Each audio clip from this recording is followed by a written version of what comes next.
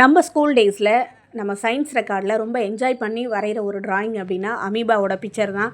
ஏன்னா ரொம்ப ஈஸியாக இருக்கும் பசங்களுக்கு அதை வரைகிறதுக்கும் சரி, கலர் பண்ணுறதுக்கும் சரி. நான் ரொம்ப என்ஜாய் பண்ணியிருக்கேன். நம்ம ஸ்டூடெண்ட்ஸாக இருக்கும்போது எல்லாருமே என்ஜாய் பண்ணியிருப்போம். அப்படி ஒரு அமீபா தான் மனித உயிர்களில் இருக்கிற முக்கியமான ஒரு பார்ட்டான மூளையவே சாப்பிட்டு மனிதர்கள் உயிரையே பலி வாங்குதுன்னா உங்களால் அக்செப்ட் பண்ண முடியுதுங்களா? இது கேரளாவில் இந்த விஷயம் நடந்துகிட்ருக்கு. நம்ம அண்டை மாநிலமான கேரளாவில் பரவுறதுனால இந்த வியாதியை பற்றின அவேர்னஸ் நம்ம தமிழ்நாட்டு மக்களுக்கும் இருக்கணுங்கிறதுக்காக தான் இந்த பதிவு. இது எப்படி பரவுது, நம்ம எப்படி ப்ரொடெக்ட் பண்ணிக்கணும் அப்படிங்கிறத இந்த வீடியோவில் நான் உங்களுக்கு சொல்லியிருக்கேன். கடந்த 9 மாதங்களில் 17 பேர் கேரளாவில் இறந்துருக்காங்க. எப்படின்னு கேட்குறீங்களா? மூளையை தாக்கக்கூடிய அமீபாவால் ஒரு மூளை காய்ச்சல் அது வழியாக இத்தனை பேர் இறந்துருக்காங்க. இதில் இறந்தவங்களில் முக்கால்வாசி பேர் சிறுவர்கள், சிறுமிகள் தான். ஏன்னா இது சிறுவர் சிறுமிகளில் தான் டார்கெட் பண்ணி இந்த நோய் ஸ்ப்ரெட் ஆகுது.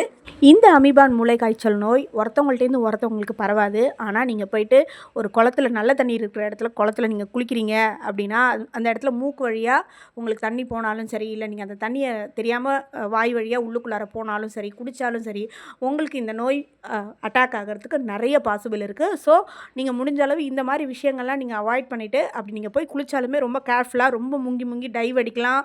டைவ் அடித்து குளிக்காமல் நீங்கள் ரொம்ப கேர்ஃபுல்லாக குளிச்சுட்டு வர்றது தான் ரொம்ப ஜென்யூனாக இருக்கும். இந்த அமீபாக்கள் நன்னீரில் தான் வாழுது. அப்படிங்கிறதுனால நம்ம வீட்டில் யூஸ் பண்ணுற தண்ணியுமே நம்ம மூக்கை வாஷ் பண்ணுறது, இல்லை குளிக்கும்போது மூக்கு வழியாக தண்ணி விடுறது, க்ளீன் பண்ணுறது, இந்த மாதிரி வேலைகள்லாம் செய்யாமல் இருக்கிறது தான் நம்ம இந்த நோய்கிட்டேருந்து தப்பிக்கிறதுக்கு ஒரு சிறந்த வழிமுறையாக இருக்கும். இந்த அமீபா மூளை காய்ச்சல் ஒன்ஸ் வந்துருச்சு அப்படின்னா இதோட அறிகுறிகள்லாம் என்னவா இருக்குன்னா, அதிகமான ஜுரம், அப்புறம் வாந்தி, உடல் வலி, வலிப்புத்தன்மை, இதெல்லாம் நம்ம உடல்நிலையில் அறிகுறிகளாக தெரியும். ஸோ நம்ம ஸ்டார்டிங் ஸ்டேஜ்லேயே நம்ம ஹாஸ்பிட்டல் போயிட்டு செக் அவுட் பண்ணி ட்ரீட்மெண்ட் எடுக்க ஆரம்பிச்சிட்டோம்னா இந்த நோய்கிட்டேருந்து தப்பிச்சிடலாம்.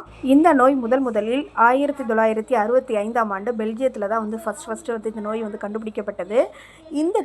இந்த அமீபா நன்னீரில் தான் பொதுவாகவே வாழும். ஸோ கேரளாவில் தான் பரவுது. நம்ம நன்னீரில் முகம் கழுவும் போது கேஷுவலாக கழுவலாம் அப்படின்றதெல்லாம் இருக்காதிங்க. மேக்ஸிமம் மூக்கில் தண்ணி போகாத மாதிரி பார்த்துக்கோங்க. குளத்தில் குளிக்கிறவங்களுக்கு மட்டும் கிடையாதுங்க. முகம் கழுவுற, மூக்கை நல்லா தேய்ச்சி கழுவுறன்னு சொல்லிட்டு மூக்கை கழுவும்போது மூக்கு வழியாக தண்ணி போய் இந்த அமீபா அட்டாக் ஆகி இறந்தவங்களும் இருக்காங்க. ஸோ இந்த அமீபாவுக்குன்னு எந்த ஒரு குறிப்பிட்ட மெடிசனும் கண்டுபிடிக்கப்படலை.